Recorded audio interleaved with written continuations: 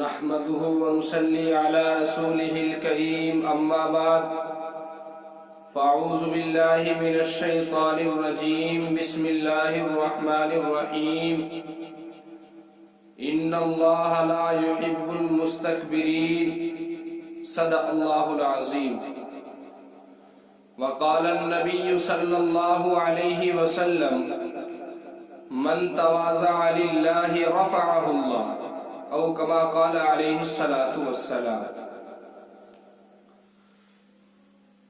محترم ناظرین اکرام، آپ حضرات کے سامنے میں نے ابھی قرآن کریم کی ایک آیت تلاوت کی جس میں اللہ تبارک و تعالی ارشاد فرماتا ہے ان اللہ لا يحب المستکبرین، کہ اللہ تبارک و تعالی تکبر کرنے والوں کو ناپسند فرماتے ہیں۔ اور میں نے آپ کے سامنے آپ علیہ السلام کی ایک حدیث تلاوت کی۔ آپ علیہ السلام نے اس حدیث کے اندر ارشاد فرمایا کہ اللہ تبارک و تعالی کے لیے جو شخص تواضع اختیار کرتا ہے تو اللہ تبارک و تعالی اپنے اس بندے کو، اپنی اس بندی کو اللہ تبارک و تعالی کامیابی سے نوازتے ہیں۔ آج اسی فرمان کے تعلق سے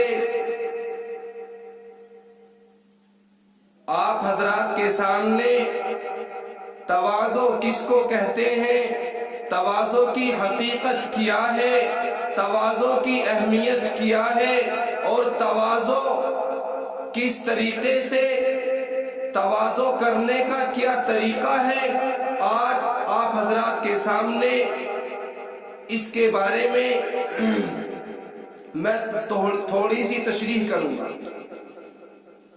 اللہ تبارک و تعالی مجھے صحیح کہنے اور ہم سب کو اس پر عمل کرنے کی توفیق عطا فرمائے۔ محترم ناظرین اکرام، تواضع کی اہمیت، تواضع کتنی بڑی چیز ہے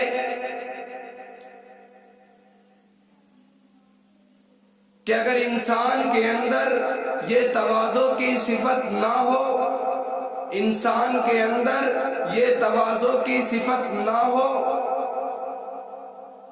تو یہی انسان فرعون اور نمرود بن جاتا ہے۔ کسی انسان کے اندر تواضع کی صفت ہوگی اور جس کے اندر تواضع کی صفت نہ ہو تو اس کے اندر تکبر کی صفت ہوگی، اور اللہ تبارک و تعالی تکبر کرنے والے کو ناپسند فرماتے ہیں۔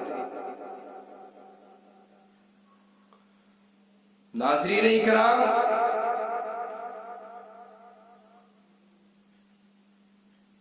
تکبر کتنی بڑی بیماری ہے۔ تکبر تمام گناہوں کی جڑ ہے۔ اللہ تبارک و تعالی نے جب حضرت آدم علیہ السلام کا پتلا بنایا اور اس کے اندر روح پھونکی تو اللہ تبارک و تعالی نے تمام فرشتوں کو یہ حکم دیا کہ تم آدم کو سجدہ کرو۔ تمام فرشتے سجدے کے اندر چلے گئے، لیکن ابلیس نے سجدہ نہیں کیا، اور ابلیس نے کہا کہ میں آدم کو سجدہ نہیں کر سکتا، اور سجدے سے انکار کر گیا۔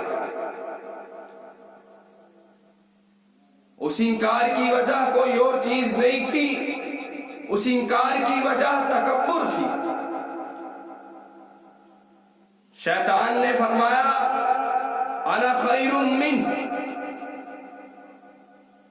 خلقتنی من نار وخلقتہ من طین، کہ میں تو اس سے بہتر ہوں، میں اس سے افضل ہوں۔ افضل ہونے کی کیا دلیل شیطان نے پیش کی اور کہا کہ اللہ تو نے مجھ کو آگ سے پیدا کیا ہے اور تو نے اس کو مٹی سے پیدا کیا ہے اور آگ مٹی سے افضل ہوتی ہے، تو میں اس کو سجدہ نہیں کر سکتا۔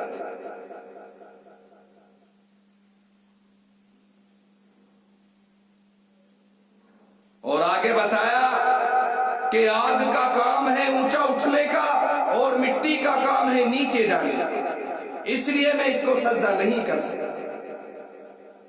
اس دنیا کے اندر جو سب سے پہلی نافرمانی وجود میں آئی، جو سب سے پہلی نافرمانی سرزد ہوئی، اس کی جڑ صرف تکبر تھی۔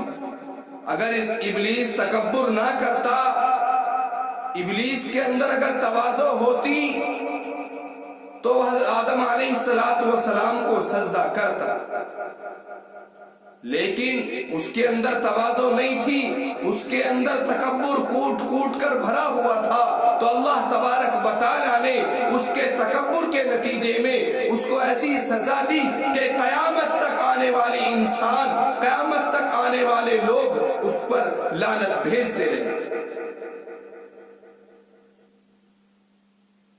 محترم ناظرین اکرام، تواضع کتنی بڑی چیز ہے، تواضع کتنی بڑی دولت ہے۔ اللہ کے نبی نے ارشاد فرمایا، من تواضع للہ رفعہ اللہ، کہ جو شخص اللہ کے لیے تواضع اختیار کرے گا، جو شخص اللہ کے لیے تواضع اختیار کرے گا، اللہ تبارک و تعالی اس کو بلندی سے نوازے گا۔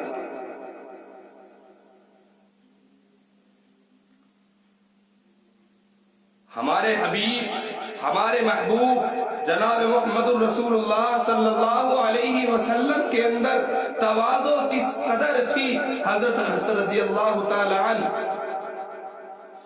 حضرت انس رضی اللہ تعالی عنہ فرماتے ہیں کہ آپ علیہ السلام کے اندر تواضع اس قدر تھی کہ جب آپ کسی سے مصافحہ کرتے، آپ کسی سے ملاقات کرتے، تو اس وقت تک آپ اپنا ہاتھ نہیں کھینچتے تھے جب تک وہ دوسرا شخص اپنا ہاتھ نہ کھینچ لے۔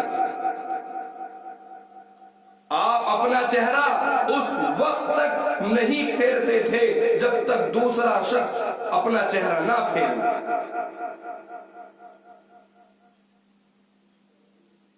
اور بعض روایات سے ثابت ہے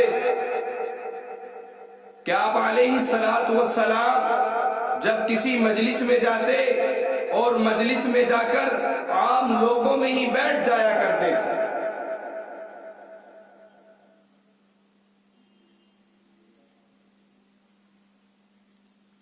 پھر ایسا ہوا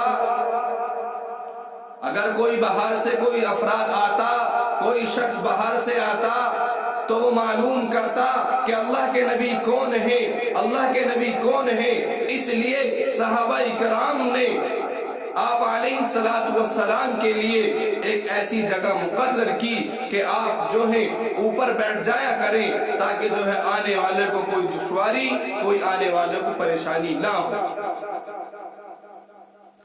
اور ہم جن کا دم بھرنے والے ہیں، ہمارے اکابرین، ان کے اندر تواضع کس قدر تھی، ان کے اندر تواضع کوٹ کوٹ کر بھری ہوئی تھی۔ جناب حضرت مولانا محمد قاسم نانوتوی رحمت اللہ علیہ، ان کے اندر تواضع کس قدر تھی،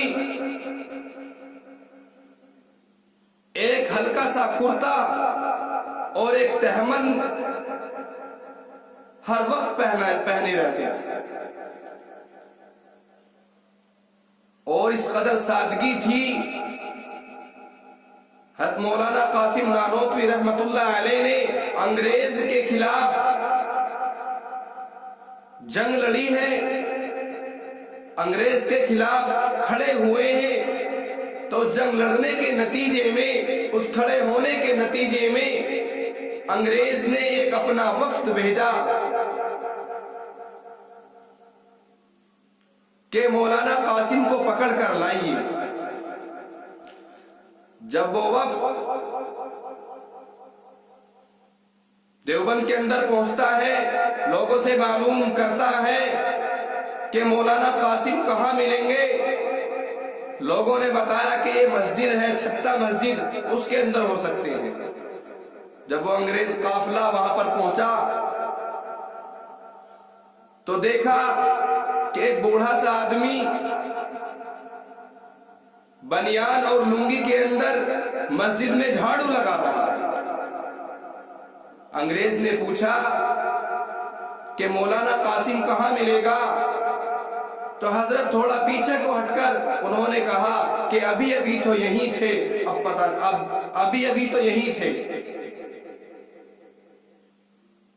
حضرت نے فرمایا ابھی ابھی تو یہی تھے، اور خاموش ہو گئے۔ حضرت سمجھ گئے، حضرت نے موقع کو بھاپ لیا اور سمجھ گئے کہ یہ افسر جو آئے ہیں یہ مجھے گرفتار کرنے کے لیے آئے ہیں، اس لیے ان سے کہا کہ ابھی تو یہی تھے۔ انگریز نے جانا، انگریز نے سوچا کہ جو اتنا بڑا آدمی ہے جس نے انگریز کے خلاف فتویٰ دیا ہے، جو انگریز کے مخالف کھڑا ہے، جو انگریز کا مقابل ہے، وہ جبے کبے کے اندر ملبوس ہوگا، اور ایسے ہی کوئی بوڑھا آدمی جھاڑو لگا رہا ہے، یہ سمجھ کر وہ واپس ہو جاتا ہے۔ محترم حضرات، تواضع اتنی بڑی چیز ہے کہ جس انسان کے اندر تواضع آ جائے، اللہ کے نبی نے ارشاد فرما دیا کہ جو شخص اللہ کے لیے تواضع اختیار کرتا ہے، اللہ تبارک و تعالی اس کو بلندی سے نوازتا ہے۔ اب ہمیں یہ جاننا ہے کہ تواضع کہتے کس کو ہے؟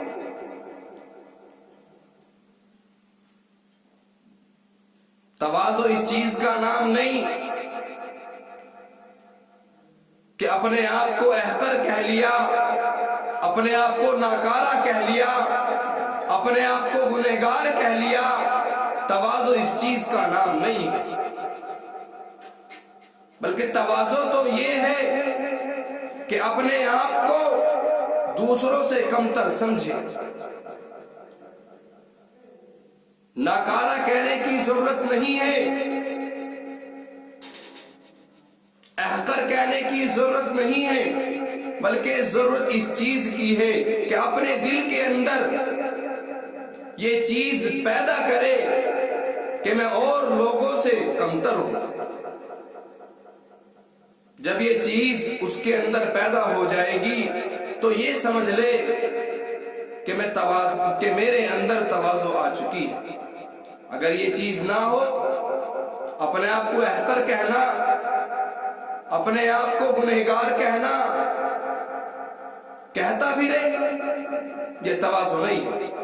کیونکہ تواضع تو یہ ہے کہ اپنے دل میں اپنے آپ کو جو ہے اور لوگوں سے کمتر سمجھے۔ اور تکبر کرنے والے کی مثال اس شخص کی سی ہے جو پہاڑ کی چوٹی پر کھڑا ہو، اور جو نیچے لوگ ہیں اس چوٹی پر کھڑے ہوئے کو وہ چھوٹے نظر آتے ہیں تو وہ ان کو چھوٹا سمجھتا ہے، اور جو نیچے والے لوگ ہیں وہ چوٹی پر بیٹھا ہوا شخص جو چوٹی پر بیٹھا ہے وہ ان کو چھوٹا محسوس ہوتا ہے۔ جو تکبر کرتا ہے اپنے آپ کو اوروں سے افضل سمجھتا ہے، اور جو اور لوگ ہوتے ہیں وہ اس تکبر کرنے والے کو اپنے سے بھی ذلیل سمجھتا ہے۔ اللہ تبارک و تعالی ہم سب کو صحیح طریقے سے جو تواضع ہے اس کو اپنے اندر پیدا کرنے کی توفیق عطا فرمائے۔ وآخر دعوانا الحمدللہ رب العالمین۔